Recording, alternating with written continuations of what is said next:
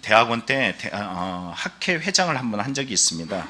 근데 회장을 하면서 이렇게 모여가지고 집단 상담이라는 것을 하는데 교수님이 어느 날 오셨어요. 그러면서 교수님이 이런 말씀을 하십니다. 사람들이 남자나 여자나 이성이 아주 멋지고 그리고 그런 아름다운 모습 또는 이제 근육질로 딱 해가지고 옆을 지나가면 안 볼 사람 있어요? 라는 질문을 던졌어요. 여러분 뭐라고 대답할게요? 그런데 이런 질문을 했어요. 교수님은요? 이런 질문을 했습니다. 교수님이 하신 말씀이 있어요. 당연히 나야 보지. 그러면서 당연하다는 거예요. 근데 당연함을 넘어서 우리가 생각할 것은 뭐냐면은 사람이 가지고 있는 이성이 곧 바라봐야 되는 것에 대해서 자기가 제어할 수 있다는 거예요. 우리도 마찬가지입니다. 우리의 삶을 다시 한번 이 얘기를 생각해 보면요, 육신은 끊임없이 본능적으로 눈은 가게 되어 있어요. 아름다운 사람, 멋진 사람, 그리고 뭔가가 마음을 이렇게 빼앗아갈 만한 상황들이 되면 눈이 확 가게 되어 있습니다. 그런데 여러분, 인격적인 것은 뭐냐면은 이런 거예요. 그러면 안 되지. 사람들이 또 나를 보는 거 아니야? 이런 마음들이 내 마음을 좌우하게 됩니다. 그러나 더 놀라운 힘이 필요합니다. 그 힘은 뭐냐면은 사람이 보는 데서만 아니라 사람이 보지 않는 곳에서 움직일 수 있는 시선의 힘이에요. 그건 뭘까요? 신앙이라는 것입니다. 오늘 본문에 보면요, 겟세마네 기도에서 예수님께서 야, 한시도 깨어서 기도할 수 없더냐 이렇게 말씀하셨어요. 그런데도 불구하고 베드로는 잠이 들고 제자들도 마찬가지였어요. 결국 대적자들이 다가와서 유대 당국자들이 예수님을 잡아서 바로 대제사장의 집으로 끌고 가는 일이 있었습니다. 나머지들은 다 도망한 그 시점에 여러분 성경 속에 보면은 베드로는 아주 용감하게 예수님을 따라가고 있어요. 근데 오늘 성경을 보면은 어떤 일이 일어나요? 3번을 부인하게 되고 닭이 울게 되고 예수님의 시선에 눈을 마주친 후에 그는 통곡을 하면서 떠나가는 모습이 오늘 본문에 나온 내용입니다. 이 본문 속에서 우리가 집중할 것은 제목처럼 시선이라는 말이에요. 이 시선이라는 것은 3가지로 나타납니다. 여러분, 이 3가지를 통해서 우리의 시선이 어디에 머물고 있는지 우리 스스로를 하나님 앞에 통찰하고 그리고 우리 자신을 하나님 앞에 온전한 그 시선을 맞춰가는 믿음으로 변화하기를 간절히 축원합니다. 첫 번째는 어떤 시선이냐면 인간적인 자기 시선이 있습니다. 자기 만족, 자기 기준 이런 것들입니다. 베드로가 왜 예수님을 따라갔을까? 여러분, 왜 따라갔을까요? 신앙이었을까? 여러분, 성경을 읽다 보면 이런 말이 나옵니다. 멀찍이 따라가니라. 정말 신학적 능력이 대단했으면요, 야, 그 이전에 말했어요. 주님이 어딜 가든지 저 따라가겠습니다. 죽는 자리에도 따라가겠습니다 라고 이야기했지만 실상에 나타난 문제 앞에서 보면 아주 초라하게 그지없이 다 도망간 곳에서 자기 혼자 멀찍이 쫓아가고 있었어요. 그 정도도 괜찮은 줄알고 생각하는지도 모릅니다. 그러나 여러분, 이거는 정에 의해서 이끌릴 수도 있고요, 인간적으로 자기 만족, 호기심 또는 예수님이 어떻게 될까라는 인간적 염려들이 그 자리에 멀찍이 따라가게 만들 수도 있습니다. 그를 움직인 것은 무엇일까라는 질문을 던지게 만듭니다. 여러분, 언젠가 여러분들도 연세가 들면은 요양원에 가잖아요. 맞지요? 그리고 여러분의 부모님들을 요양원에 보내야 될 그런 상황이 올 수 있습니다. 전혀 이상한 것이 아니에요. 요양원이 뭐 사람들 죽이는 곳으로 여러분 오해하지 마시기 바랍니다. 근데 이 요양원을 가거나 또는 요양원을 보낼 때 가장 먼저 고려할 사항이 뭘까요? 가장 먼저라고 이야기했어요. 가장 먼저 고려할 사항이 뭘까요? 여러분, 제가 여기 쭉 나열할 건데 그 중에 여러분은 가장 우선순위로 난 이것이라고 찝을 게 뭘까요? 자, 뭐겠어요? 부대 시설과 요양원의 크기, 프로그램과 비용, 원장, 요양사, 신앙생활, 이런 무엇을 먼저 가장 우선시로 여러분 선택하겠습니까? 신앙생활이요? 자, 옆 사람 한번 보겠습니다. 옆 사람 얼굴 보세요. 거짓말. 거짓말 아니죠? 진짜죠? 예. 대부분 사람들은 이 모든 제가 쭉 나열한 부분을 많이 고려하고 있어요. 그런데 우선적으로 신앙생활이라고 이야기하는데, 신앙생활이라고 이야기하면 진짜 내가 요양원에 갈 상황 되면은 그런 신앙생활보다 어떤 부대 시설, 요양원의 크기, 프로그램, 비용 이런 것들을 많이 따집니다. 그러나 정말 중요한 것은 뭐냐면은 원장의 신앙생활이에요. 사실은 원장이 믿음의 사람이냐 아니냐로 인해서 그 요양원의 모든 분위기가 달라지게 되어 있습니다. 교회도 마찬가지입니다.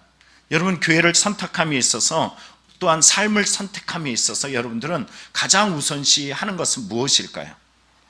사람들이 교회를 선택할 때 보면 고려사항을 보면은 이런 일들이 있어요. 대부분 사이즈를 먼저 봅니다. 그렇죠? 여러분들이 이상한 사람들이에요. 사이즈를 보고 온 게 아니야. 이상하게 사람들은 사이즈를 봐요. 그리고 또 뭘 보냐면 프로그램을 봐요. 그래서 여러분 알잖아요. 우리 교회 성도들이 어느 교회가, 큰 교회가 우리 성도들을 미혹했어요. 근데 뭐라 그러냐면 우리 교회는 프로그램이 많아요. 우리 교회는 커요. 그러면서 누구를 전도라는 이름으로 이끌었냐면은 바로 프로그램, 그리고 우리 교회 커, 이것으로 성도들을 미혹한 것을 보게 됩니다. 여러분, 떡밥을 던지는 거 왜 던져요? 물고기가 먹을만 하니까. 물고기한테 매력적이지 않은데 그 떡밥을 던질 리가 없잖아요. 지금 한국 교회가 가지고 있는 어떤 교회를 선택에 있어서 가장 먼저 보는 부분이 뭐라고요? 교회 사이즈. 그리고 뭘 봐요? 프로그램. 거기에 복음 있냐 없냐는 나중 문제예요. 그 교회가 정말로 하나님의 뜻을 이루고 살려고 몸부림치느냐, 그 다음 나중에 문제더라고요. 가장 우선시 따져야 될 것은 정말로 다름 아니라 복음, 예수 그리스도를 믿는 믿음, 이거를 가장 먼저 따져야 될 것이 우리의 우선순위인 줄 믿습니다. 오늘 얼마 전에 안현교에서 사경회를 하게 되었어요. 그래서 여러분, 그곳에 우리 성도님들과 아까 밤에 예배 드리러 갔습니다. 그리고 사경회를 같이 참여하게 됐는데, 제가 양로원에 가잖아요. 양로원 예배를 인도하다 보면은 그 양로원에 예배하는 어르신 중에 한 분이 그곳에 있더라고요. 그래서 깜짝 놀랐어요. 어르신, 어떻게 여기 계세요? 라고 물어봤더니, 목사님, 제가 원래 이 교회 다녀요. 그러면서 밝게 인사를 하더라고요. 제가 참 실수를 했는데 옆에 저보다 선배 목사님들이 계셨는데요, 그분들이 얼굴이 안 보이더라고요. 그냥 이분을 여기서 갑작스럽게 만난 것이 너무 좋아가지고 달려가서 그분과 인사하는 이런 일들을 여러분들이 몇몇들이 보았습니다. 근데 이분이 왜 그곳에 그 양로원에 가셨을까, 이 생각을 하다 보니까는 다름 아니에요. 양로원과 그분이 다닐 수 있는 교회와 거리가 가까워요. 노년에 갈 수 있는 교회, 바로 이곳이라는 것입니다. 그분이, 제가 예전에도 참 감동했는데 양로원에서 그런 말씀 하시더라고요. 엘리베이터를 타고 올라가는 중에 그분이 딱 타더라고요. 그래서 제가, 어르신, 교회 여기 양로원 좋습니까? 그랬더니 너무 좋아요. 너무 행복해요. 저는 여기 있는 것이 너무 좋습니다. 이렇게 말씀하시더라고요. 그분의 마음에 작용하는 것이 뭘까요? 신앙입니다. 신앙이 없이는 정말로 그런 말을 할 수가 없는 것입니다. 여러분, 우리의 삶에 보면 본능적으로 먼저 움직이게 돼 있어요. 눈이 가고 본능적으로 내게 좋고, 그리고 나에게 어떤 영향, 이런 부분들에 있을 때 그것이 최고가 됩니다. 사람들은 어떤 은혜, 어떤 것보다도요, 가장 먼저 우선시 되어지는 눈에 보여지는 것을 따르게 되어 있어요. 옆 사람 한번 보세요. 당신은 무엇을 따르고 있습니까? 성경에 보면요, 아브라함과 그의 조카 롯에 대한 이야기가 나옵니다. 여러분, 창세기 17장에 나오는 이 이야기를 보다 보면, 창세기 이 내용을 보다 보면은 우리가 기억할 만한 내용이 있습니다. 13장에 이런 내용이 나오죠. 아브라함이 롯과 본토 친척 집을 떠나서 그리고 가나안 땅에 정착했다가 기근이 생겨서 저 애굽까지 내려갔다 올라오는 중에 하나님의 특별한 은혜가 있어서 엄청나게 부유하게 되었어요. 근데 이 부유함이 누구로 말미암았냐면은 하나님이 이미 12장을 통해서 말씀하시죠. 너로 말미암아 복이 되리라. 그러면 롯은 누구로 말미암아 복을 얻었어요? 아브라함. 다시 얘기할까요? 누구로 말미암아 복을 얻었어요? 아브라함. 아브라함이 하나님, 그 하나님을 자기 하나님으로 삼았어요. 그런데 어느 날 보니까는 너무 복을 줘가지고 풍요롭게 됐어요.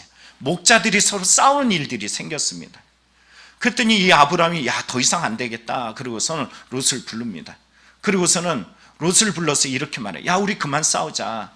그러면서 말하기를 이렇게 말해요. 내 앞에 온 땅이 있지 아니하냐. 나를 떠나가라. 내가 좌우면 나는 우하고 내가 우하면 나는 좌하리라. 여러분, 먼저 우선순위가 누구에게 있어야 돼요? 일반적으로 보면 아브라함에게 있습니다. 당시 족장이에요. 최고의 위에 있는 권위자입니다. 그러면 롯에게 너 저기에 내가 우할 테니까, 이렇게 먼저 선택권을 자기에게 줄 수 있고 자기가 선택할 수 있는 권한이 있어요. 그런데도 그렇게 하지 않습니다. 네가 원하는 곳을 봐. 그리고 네가 원하는 대로 가. 그렇게 말을 합니다. 그럴 때 롯이 바라봤던 것은 뭐냐면, 성경은 이렇게 말해요. 롯이 눈을 들어 요단 지역을 바라본즉 소알까지 온 땅에 물이 넉넉하니 여호와께서 소돔과 고모라를 멸하시기 전이었으므로 여호와의 동산 같고 애굽 땅과 같았더라. 여러분, 이 말씀 무슨 이야기일까요? 작은아버지, 아니요. 작은아버지로부터 제가 은혜를 얼마나 많이 받았는데요. 그 은혜 때문에 제가 먼저 선택할 수 없습니다. 작은아버지가 먼저 선택하십시오. 그러면 제가 우하시면 제가 좌하고 좌하시면 제가 우하겠습니다. 이렇게 말할 것 같은데 그러지 않습니다. 눈을 딱 들어가지고 바로 바라보는 거예요. 쭉 바라보더니, 아니, 와, 저기 참 물이 넉넉하네. 저기 참 좋네. 소돔과 고모라고 여호와의 동산 같고 애굽 땅처럼 참 기름지네. 그러더니 그 땅을 선택해서 간 거예요. 여러분, 결과가 어떻게 됩니까? 자기의 눈이 원하는 대로 행동하였던 그의 모습의 결과를 성경은 이렇게 말합니다. 소돔 사람은 여호와 앞에 악하며 큰 죄인이었더라. 그가 악하냐 어떠냐 전혀 상관하지 않습니다. 자기 눈이 자기가 원하는 자기 시선이 이끄는 대로 그대로 행동해 나가는 것이에요. 창세기 3장에 보면은 타락 부분을 다루고 있습니다. 인류의 이 타락을 다룰 때 하나님께서 그 에덴 동산 중앙에다가 과실을 놔두고서 이렇게 말씀하세요. 야, 이걸 보지 마.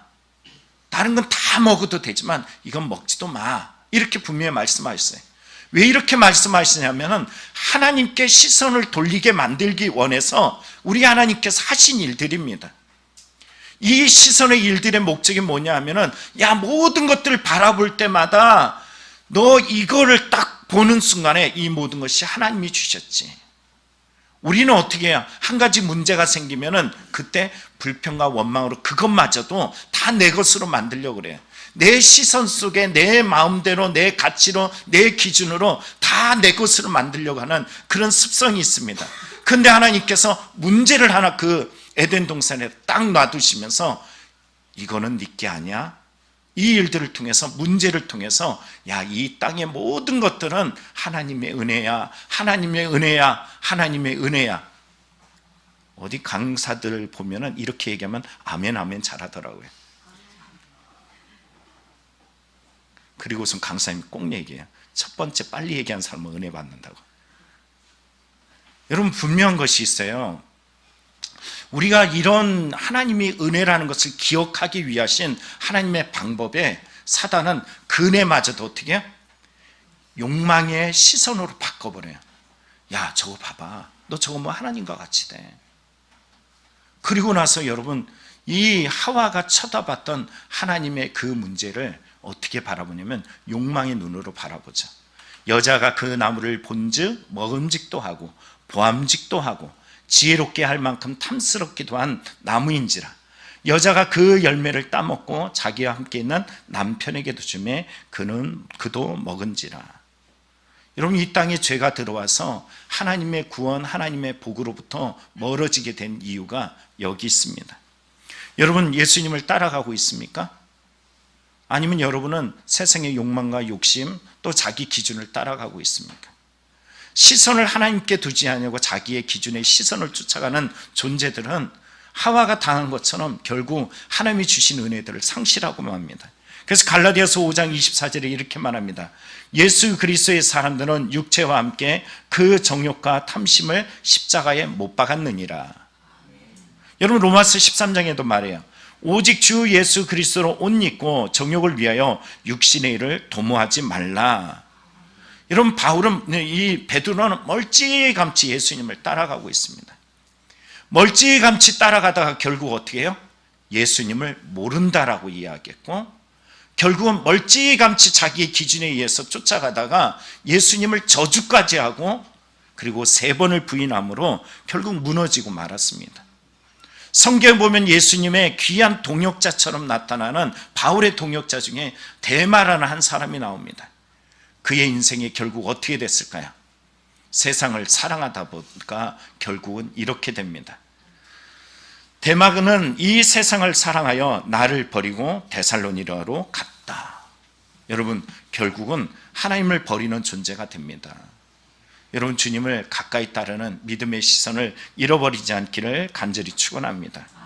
두 번째는 사람들의 시선이 있어요. 사람들이 나를 어떻게 볼까? 사람들이 이런 나를 뭐라고 말할까? 이런 것들이 너무 지배하는 것입니다. 인간적인 시선이 신앙과 맞부딪혔을 때 신앙이 아니에요. 사람들의 시선에 의해서 무너지고 사람들의 시선을 먼저 부여잡습니다. 십자가의 길을 따라갈 수 없게 만들어버립니다. 죽기까지 따르겠다고 분명히 베드로가 말했어요.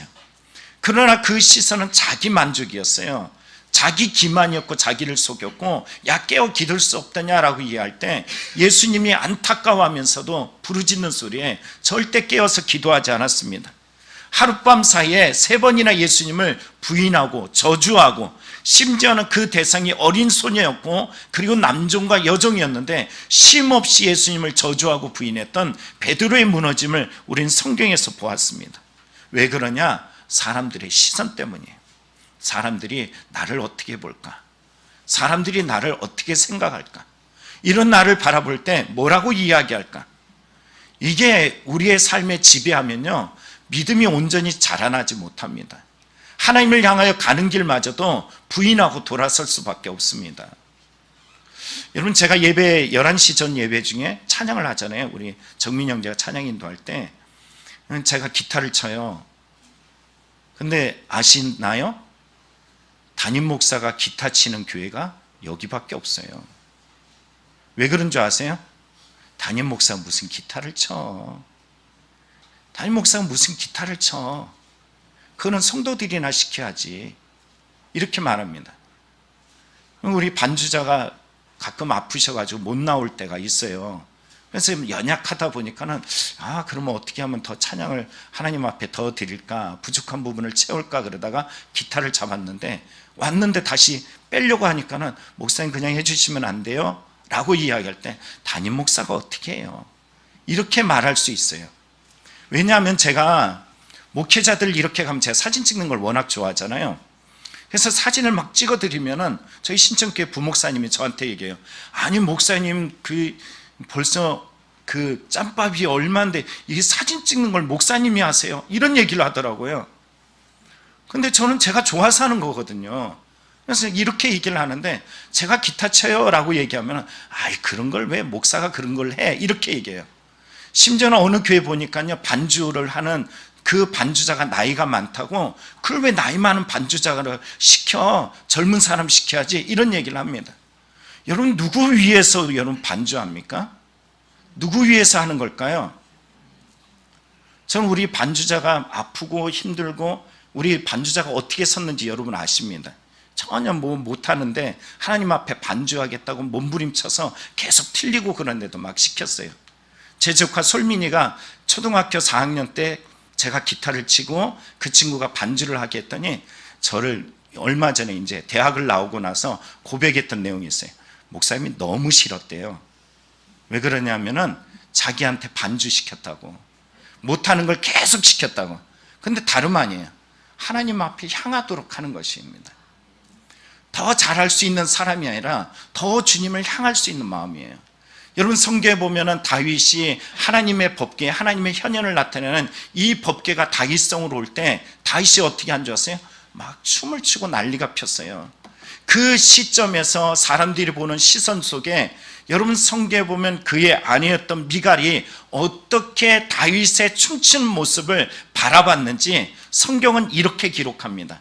다윗이 자기 식구들에게 복을 빌어주려고 돌아오자 사울의 딸 미갈이 나가 다윗을 맞으며 말하였다. 오늘 이스라엘의 임금으로서 채통이 참 볼만하더군요. 건달처럼 신하들의 여편네들 보는 앞에서 몸을 온통 드러내시다니. 번역 부분을 다 찾아봤는데 이 부분이 가장 리얼하게 잘 기록하더라고요.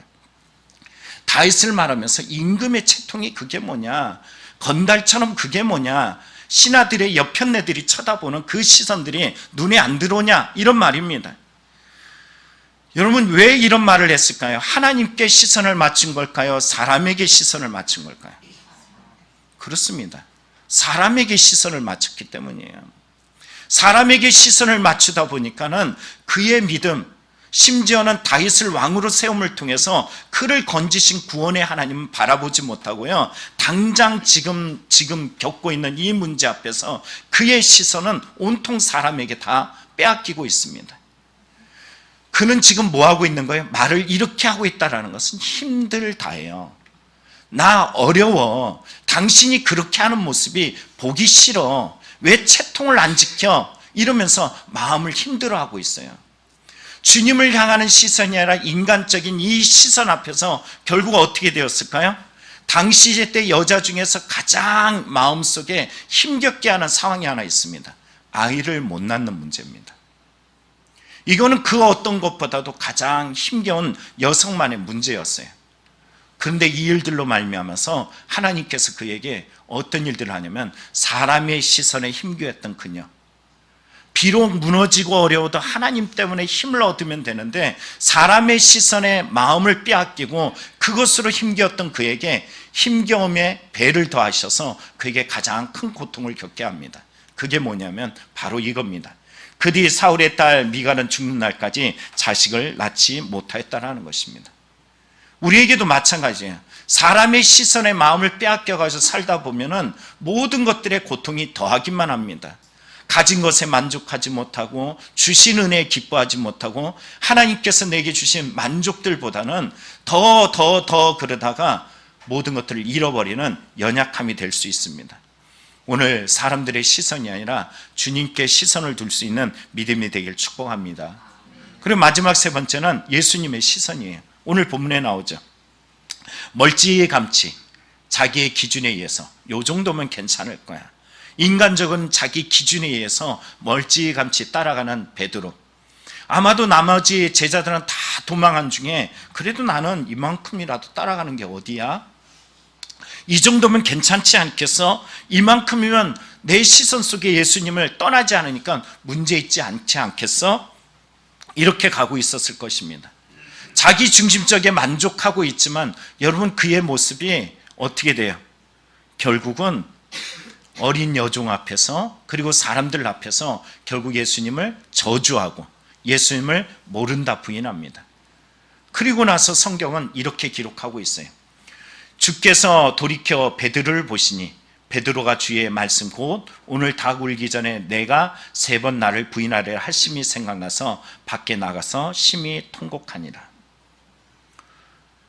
주께서 돌이켜 베드로를 보시고, 여러분 어떤 말일까요? 예수님의 시선과 베드로의 시선이 마주치는 순간이에요. 자기가 대단한 줄 알았어요. 죽기까지 따라가겠습니다. 그러나 예수님이 이미 말씀하셨어요. 닭이 울기 전에 네가 나를 3번 하리라. 그리고 겟세마네로 갔어요. 야, 내가 죽게 되었으니 나를 위해서 기도해 줄 수 없니? 생각도 안 해요. 왜? 나는 괜찮은 믿음이거든. 나는 죽기까지 예수님을 따를 그런 마음의 가짐을 가지고 있거든. 그런데 여러분, 성경 보니까 완전히 무너져요. 우리의 믿음이 있는 것 같지만 우리는 쉽사리 무너지는 자기 기만에 빠져있는 연약한 존재입니다. 요한계시록 3장에 보면요, 4대 교회가 나옵니다. 이 4대 교회는 소아시아의 7교회 중에 하나예요. 이 교회는 4대라는 말은요, 살아있다라는 말이에요. 그러면 그대로 얘기해 볼까요? 4대 교회, 살아있는 교회. 여러분, 그리스도인, 그리스도를 닮은 자들, 그리스도를 따르는 자들, 마데테스 그래서 제자들 이렇게 말해요. 근데 여러분 한번 생각해 보십시오. 여러분, 진짜 우리들이 예수님이 보시기에 진짜 살아있는 믿음일까? 예수님 보시기에 온전한 믿음일까? 우리 자신을 돌아봐야 됩니다. 성경은 이 사대교회를 예수님이 이렇게 실체를 드러냅니다. 사대교회 사자에게 편지하라. 하나님의 7영과 7뼈를 가지신 이가 이르시되 내가 내 행위를 아노니 내가 살았다 하는 이름은 가졌으나 죽은 자로다.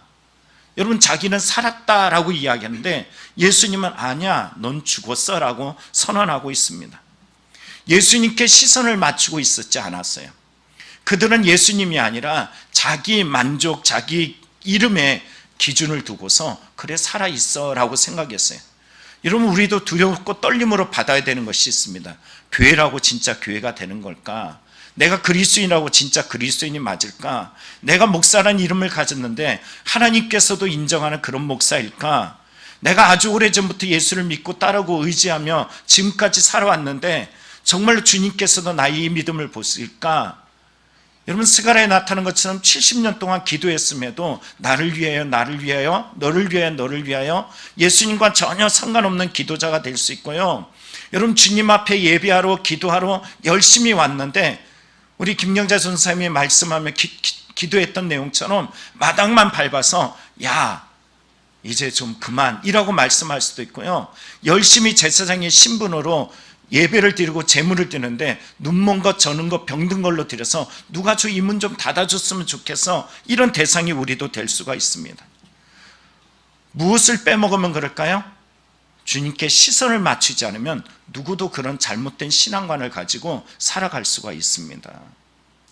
문제가 있을 때마다, 어려움이 있을 때마다, 좌절될 때마다, 낙심될 때마다, 또는 세상 속에 내 인생이 잘 풀릴 때마다 우리가 기억할 것은 내가 누구를 바라보고 있느냐, 이 시선 앞에 서야 됩니다. CCTV 아시죠? CCTV라는 기능이 있어요. 뭐냐 하면은 이 CCTV의 기능은 일반인 사람에게는 안정을 가져다 줘요. 그러나 범죄인들에게 뭘 가져다 줘요? 두려움을 가져다 줍니다. 우리나라가 치안이 좋다라고 이야기를 합니다. 그러나 여러분, 정말로 CCTV가 없는 곳에서 치안이 좋은 것이 정말 좋은 것이에요. 신앙이 좋다라는 것도 마찬가지입니다.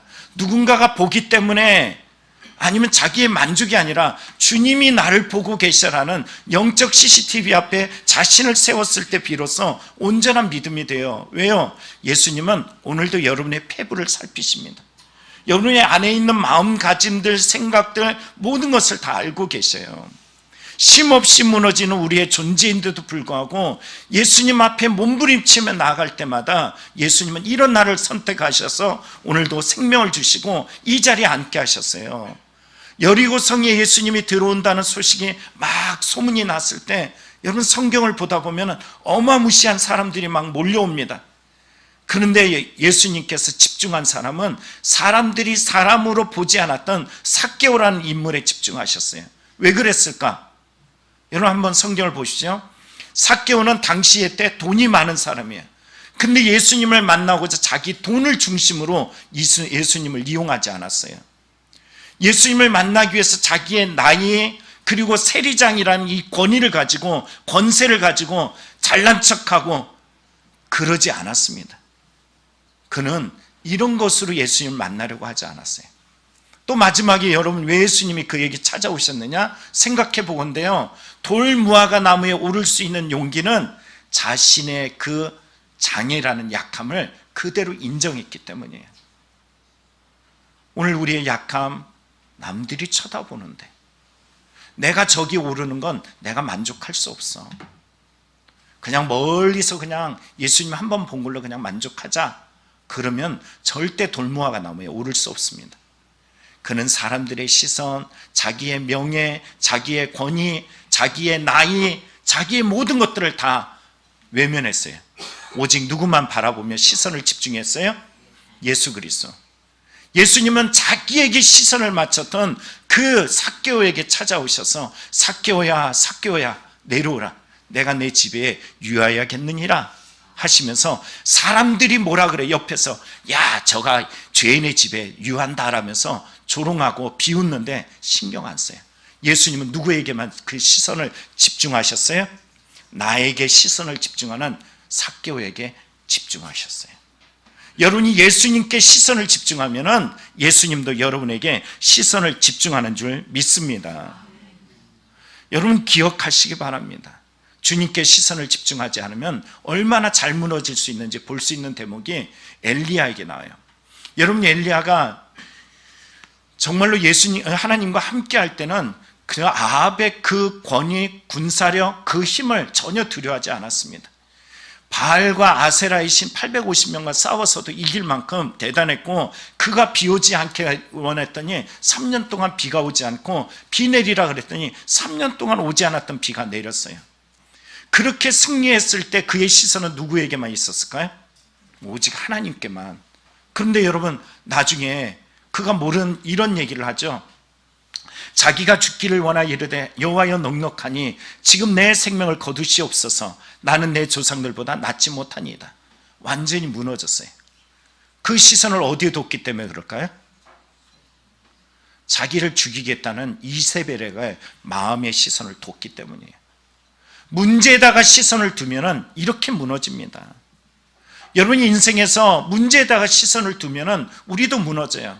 저도 제 문제가 있어요. 이 문제에다 시선을 둘 때마다 어떻게 되냐면 자꾸 무너집니다. 근데 이럴 때마다 시선을 다시 주님께 집중하기 위해서 무엇을 하냐면 기도해요. 하나님을 더 간절히 찾습니다. 정말로 몸부림치면서 주님 앞에 나아갑니다. 그러면 놀라운 일이 있어요. 분명 환경은 하나도 안 바뀌었거든요. 달라진 게 하나도 없어.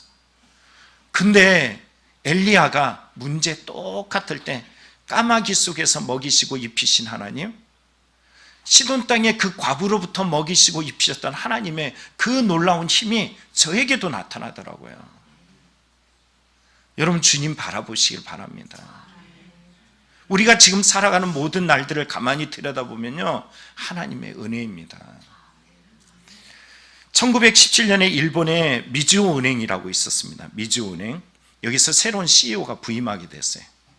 그런데 시스템이 자꾸 전산 시스템이 문제를 일으켜가지고 그가 작정한 것이 있어요. 야, 갈아엎어버리자. 그리고 어마무시한 돈을 들여가지고 시스템을 완전히 다 재개편하고 다 바꿔버렸어요. 그랬더니 어떤 일이 있냐면 더 이상 오류가 생기잖아. 여러분, 은행인데 전산 오류가 생기면 얼마나 힘들어요. 그런데 이것이 나타나지 않으니까는 이 미즈호의 이 새로운 CEO, 이 사장이 어떤 일을 하냐면은, 야, 2년이 지나도 시스템 탓이구나, 괜찮구나, 이제 문제가 없구나. 그리고서는 가만히 보니까는 돈이 아깝기 시작했어요. 누구냐면 직원들입니다. 아무 문제도 없고 이런 일들이 있으니까는 다 시스템 문제구나, 시스템 덕분이구나. 그러니까 이제 저 돈만 축내는 저 직원들을 다 잘라버려야겠네. 그리고서는 서버 관리하는 60%를 잘랐는데 그 인원이 자그마치 700명이었어요. 안 놀래네? 네. 미즈호은행이 얼마나 큰지 알겠죠? 그런데 여러분, 놀라운 일이 그 다음부터 발생합니다. 시스템이 자기를 살린 줄 알았어요. 그런데 아니었어요. 직원들이 700명을 잘리고 나서부터 다시 전산 오류, 전산 문제가 막 나타납니다. 이 말은 다름 아니라 이 미즈호라는 이 은행을 누가 관리해 준 거예요?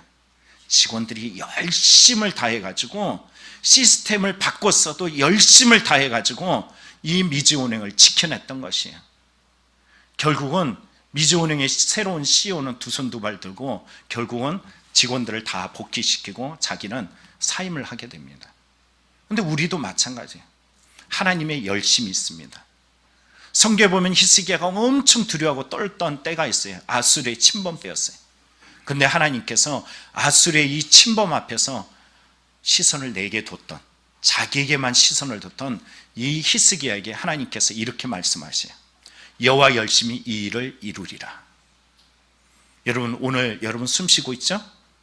오늘 여기까지 걸어왔죠? 오늘 예배 드리죠. 어떻게 보면은 지금 엄청 힘들고 있는지도 몰라요. 오늘 성도님들 많이 빠졌어요. 병원에도 있고 시어머니 병원 문제, 또 여러 가지 문제, 이리 성도들의 문제가 있지만 그래도 제가 감사한 것은 그 성도들이 살아있다라는 거예요. 지금 영상으로라도 그 연약한 몸을 일으켜가지고 겨우겨우 영상을 보면서도 지금도 주여 주여 그러면서 아멘 아멘 하면서 쳐다보고 있다라는 거예요. 그분들이 오늘이란 시간을 하나님의 은혜임을 고백하고 있기 때문이라는 것입니다. 오늘 여러분 기억하시기 바랍니다. 우리의 지금 이 순간 하나님의 열심은 내가 보지 않고 있지만 열심히 돌아가고 있어요. 어느 과학자가 이런 얘기를 해요. 해가 뜨는 걸 너무 당연시 생각하지 마십시오. 그 해가 오늘 당연하게 있는 것이 아니라 이게 모든 것들이 놀라움이에요. 이런 표현을 쓰더라고요. 하나님의 열심이 여기 있습니다. 이 열심에 시선을 맞추시는 성도들이 되길 축복합니다. 말씀을 마칩니다. 시선. 첫째는 자기 시선이 있어요. 자기 만족, 자기 기준, 자기 형편 이런 것들만 바라봐요. 두 번째 시선은 사람들의 시선입니다. 그 사람들 시선 때문에 너무 힘들어요. 주신 은혜도 다 잊어버리고 그 시선 때문에 하나님께서 내게 행하신 일이 아무것도 아닌 무효화시키는 일들도 많습니다. 세 번째 시선은 예수 그리스도의 시선이에요.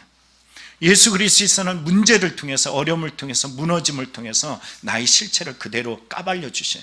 그럴 때마다 우리는 주님 앞에 더 나아가면 그 시선에 힘을 힘입어서 베드로가 실패한 베드로가 아니라 재탄생하고 성장하고 그리고 허울졌던 그 모든 허물을 벗어버리고 하나님의 부활에 참여하는 놀라운 부활의 능력자로 성공하듯이 우리의 신앙도 주님 앞에 성장하고 성숙하는 놀라운 기회가 될 줄 믿습니다. 저와 여러분이 이러한 예수 그리스도의 시선을 가지고 살아가는 복 있는 성도들이 되기를 간절히 축원합니다. 기도하겠습니다.